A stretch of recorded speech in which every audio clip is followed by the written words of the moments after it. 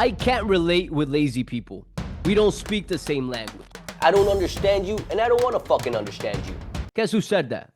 Kobe Mamba Bryant, one of the greatest NBA players to ever exist. MJ, LeBron, him and Larry Bird, Magic, at least top 5. Now, how do these greats become so great? Kobe Bryant, if you look at some of his interviews, there's a summer in 7th or 8th grade where he didn't score 1 point. He was one of the worst basketball players to ever exist at that time. Yet, he became one of the best. How? Welcome back to Winning Ways with Fred. My name is Federico and I am your host. Guys, a new episode, a new segment starts today.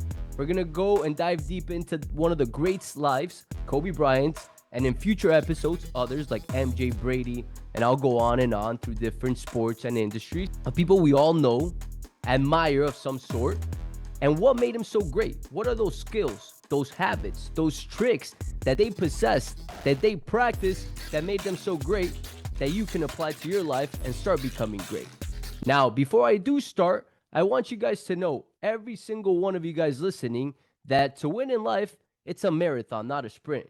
Kobe Bryant practiced every single day for 20 years, not 2 years, not 2 days, not 20 days, 20 fucking years. So right now I'm seeing a lot of entitlement by younger people like myself and like people my age thinking that they're going to attain success all of a sudden because they've worked hard for 2 weeks or because they finished 75 hard. Surprise, honey. That's not how it works. You got to put in more work and more work than the people that are doing it for you to be able to succeed and become a great. And not everybody wants to become a great, and that's okay. This episode and this show are for those that want to become great, those that want to succeed and win in life. If that's not you, if you have a hint of laziness and excuse mindset, then you can turn this show off because it's not for you. I'll be honest. I'm going to say it how it is. It might offend you, but hopefully it motivates you because it did motivate me when someone told me this type of stuff when I was going through my changes of growing and becoming a better person. We all see the greatness of Kobe Bryant, how many championships he won, all the good things that we hear from him, but nobody really likes to talk about the challenges he had to overcome. So that's what we're going to start this episode with, because I bet you guys, you did not know this happened to Kobe and how he overcame that. Because we see these successful people, we just see them win, we see their Instagram pages, and we assume that they have no problems. But in reality, something that I've learned is the more you grow, the more problems you have. The more attention you have, the more people talk shit about you. So I can't imagine how Kobe Bryant had to live his life when these little situations occurred. Let me open it up with this one. In 2003, he had a sexual allegation with a 19-year-old girl, which caused a lot of his endorsers to want to pull out from endorsing him. It was settled. He was able to get out of it, and nothing really happened. But in that time frame, he had to go through a lot of family issues, business issues, personal issues. Yeah, he overcame that. And I think one of the most fascinating parts about the story is how through all these things going on in his life, he maintained his discipline to work every single day. Even through going through all of this, he did not let that deter him a lot. This one you probably know. Kobe was known for fighting with his teammates. He was known for pushing the limits. He was known for cursing them out and holding that standard. In today's day, that would probably seem like he's being an asshole, how he's trying to control these people, how he's not understanding to other people's feelings. But in reality, all he was doing was holding the standard that he thought would help the team win. And that's why he's a great. I'm sure you guys can notice how every great, Kobe Bryant, Tom Brady, Michael Jordan, they had a crazy standard for themselves and they had crazy standards for their teammates. And that's what winning teams and winning players do. A couple other things that happened to Kobe Bryant along his career that could have deterred him, that could have stopped him, that could have held him back, let's say, like it would have for most of you guys listening, is he made comments on Trayvon Martin's case in 2012. If you don't know about Trayvon Martin's case, go ahead and Google it. All he was saying was they had to let the case unfold itself before making conclusions, and people started attacking him. And in today's day, I feel like he would have gotten attacked and killed if he would have said that, which in reality, all he was saying was, hey guys, before coming into conclusion, let's let the story unfold. And that happened along with him saying homophobic slur incidents in 2011 to a ref. He's had a lot of issues. He's been hated on. Yet most of us admire him. We don't look at those negative things and say, fuck Kobe Bryant. I'm not going to follow him. I'm not going to admire him. No. We all know that he made those mistakes, yet he was a great. And we all admire him mainly because of his work ethic. And in my opinion, we admire him because we all truly want to become like that. We all truly know that we're meant to be great like that. But not all of us have the discipline and mindset to do that every single day and to maintain that mindset. So we admire those people and we look up to them and we try to be like them because of that. Today's episode, I wanted to unfold some of the dramatic things that happened in Kobe Bryant's life that I'm sure don't relate to you, but we're all going through different challenges in different ways. Like you, Kobe went through his own type of challenges. They're in different levels. I get that, but he went through them and he had to overcome them. So you have to overcome your challenges too, because that's what made Kobe really great. So I'm going to break up, in my opinion, the 3 pillars of success for Kobe Bryant. These 3 pillars can help you win in life, can help you start turning your relationships, your business, your money situation around for the positive. So with that said, and in honor of Kobe Bryant, let's start with pillar number 1. And I put it blatantly, I put it simple. And number 1 is not giving a fuck about what anybody thought about him. Let's put it into example right here. I'll tell you guys a story. If you guys haven't watched the documentary on Netflix, The Redeem Team of the USA team, LeBron, Carmelo, Wade, Chris Bosh, and so on, they were all on that team. They were a great team. But they had just lost a gold medal in the previous Olympics, so Kobe decided to join this season's or this USA team. And I found it really funny how most players in the time where they were training for the Olympics were out partying in Las Vegas, staying up till late, not really practicing the way they should have. And then came Kobe Bryant. Then came the new standard. Then came the leader that changed everything. And I hope you guys are taking notes here, because what the guy did was change the culture of the United States team. A story. All the players were coming back from a night out. Some were drunk. Some were about to go to sleep. It was like 3, 4 in the morning. And they're getting to the hotel lobby.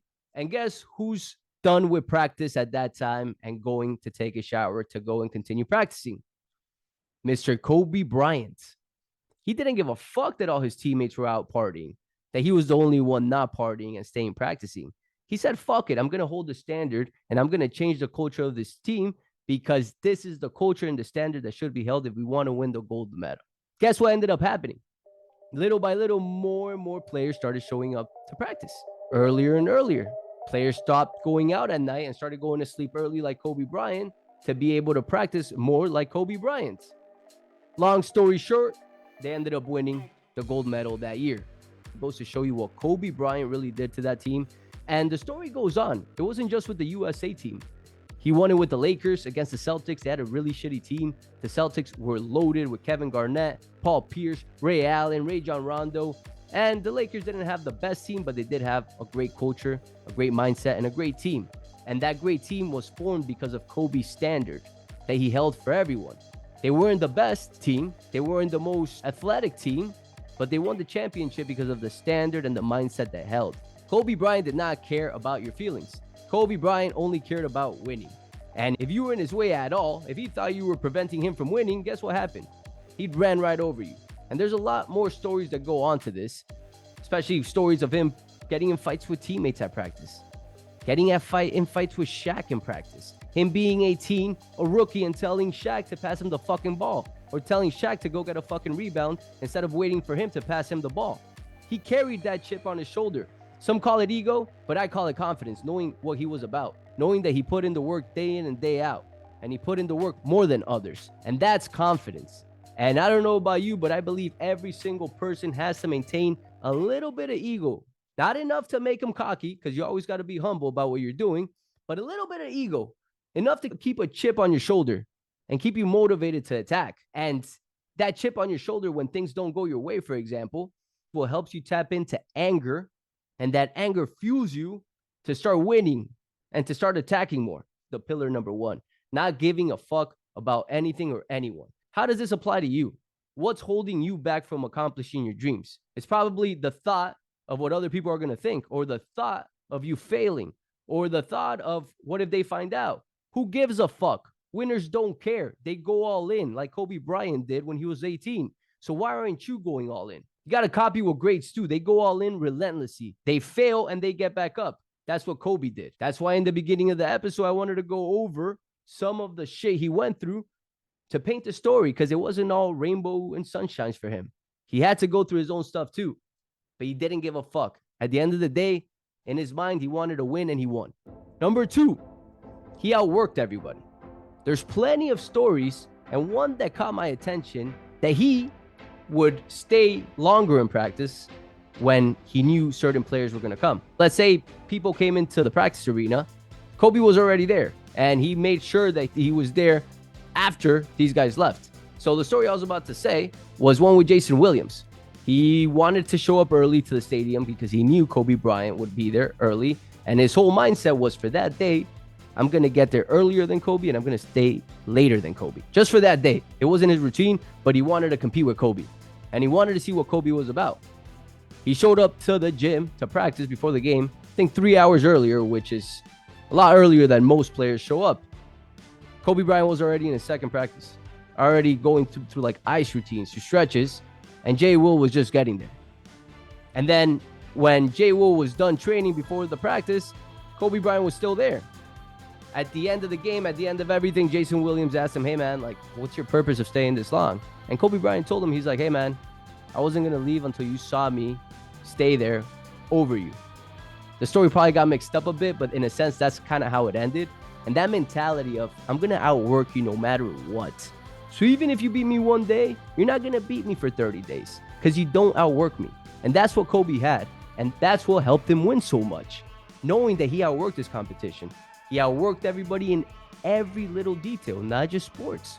His diet was intact. His studying was intact. His studying of the game, of different languages, stories of him learning Italian and Serbia to talk shit to Doncic and other players. He knows Spanish. He knew different rules of how referees operate so he can take advantage of it during games. He knew every little detail. He was prepared in every single aspect. Now, my question to you is, are you prepared in every aspect that you're competing in? If you're in real estate right now, are you the best negotiator? Do you know how to run numbers properly? Do you know how to run rentals? Do you know how to negotiate certain numbers down based on what you find? If you're in sales, how's your cold calling? How's your tone? If you're in sports betting, how's your bankroll management? How's your discipline? All these little things apply.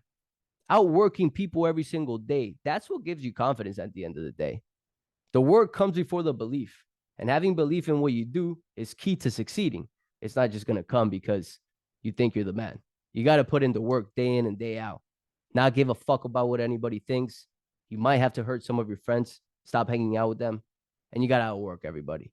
The last pillar, to me, is one of the most important ones, because in society right now, we're focused on the outcome, instant gratification, dopamine hits from our phones. But the reality, one of my favorite parts of Kobe Bryant, and one to me that I've learned the most from him and has helped me a lot, was focusing on the process, not the outcome. Focusing on winning the day, focusing on winning the hour, focusing on winning your practice. Right now, I'm focused on winning this podcast, on giving it my all, nothing else. How I'm doing this. I practiced, I trained to do this, to say things a certain way. I focused on the process, and now the outcome is out of my control. If I didn't practice, the outcome's going to be shitty. But I know if I practice and I put in the work day in and day out, the outcome's going to get better and better and better, and I'm going to improve. And most of us don't focus on the process. We want the outcome right away. Let's put, for example, the gym. Most of us want to get ripped, want to have a six-pack in 6 months when we've never worked out. Again, that's never going to happen. I've been working out for 7 years. I have a six-pack. I'm pretty built, but it's because I work hard as hell on it. And I do like the gym, so it's not hard for me to hit the gym. The gym to me is an escape. I love the gym, so it's a little easier. But it took me years to get to the weight I'm in and to get to the body shape I'm in. It didn't happen in 2 years, and I work out consistently. How about you? What are your expectations? What are you working on to get better at? What's that process look like to get to the outcome you want? It's a good old saying, and I say it a lot. If you fail to plan, you plan to fail. And in a sense, building a process is planning the process out to get the outcome. So what is that process that helps you win on a day-to-day? You're not Kobe Bryant. You're probably not playing basketball, but whatever you're doing, what helps you get to the best state? That when you get to go time, to action time at your job, at your business, you're at 100% and ready to go. What's that process? Let me break it down and make it a little more simple to you. On a day-to-day, my process every single morning is wake up, I either go to the gym right away or I do yoga. After I do yoga or work out, I always meditate. And I always read right after. And I always plan my day.